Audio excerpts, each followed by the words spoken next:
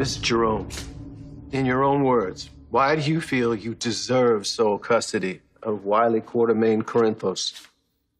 I already lost nearly 2 years of my son's life, and then Michael cruelly kept him away from me for even longer than that. He's so selfish and entitled, and those are not lessons that I want passed on to my child. And you're right, I have paid my debt to society. I have an amazing job at Crimson Magazine. I have roots in this community and a husband who loves my son just as much as I do. I want to dedicate the rest of my life to making sure that Wiley has a home and a family that he deserves.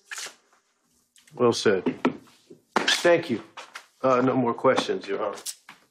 Mrs. Jerome, you've just stated that you now have roots in Port Charles and that you want to dedicate the rest of your life to making sure that Wiley has the best family possible. That's exactly what I want.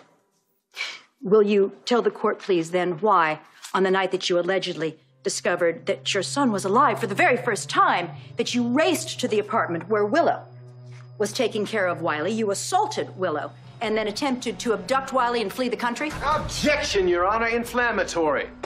Ms. Miller is clearly badgering my client. This is nothing but a pointless verbal assault of unfounded accusations in clear violation to courtroom norms and standards of jurisprudence.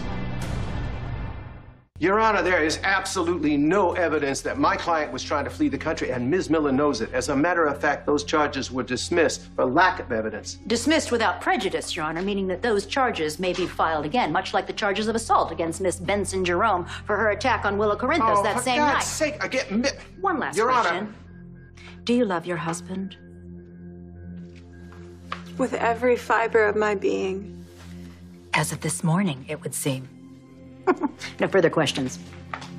You may step down, Mrs. Jerome. I thought the plan was not to focus on making Nelle better.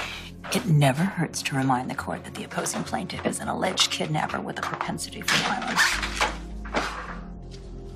Your Honor, I am ready to call my next witness, Nell's husband, Mr. Julian Jerome. He said I was gonna have to testify. Yeah, well, buck up. Because plans change. It's showtime. I don't think I have to remind you what's at stake here. For you and for me.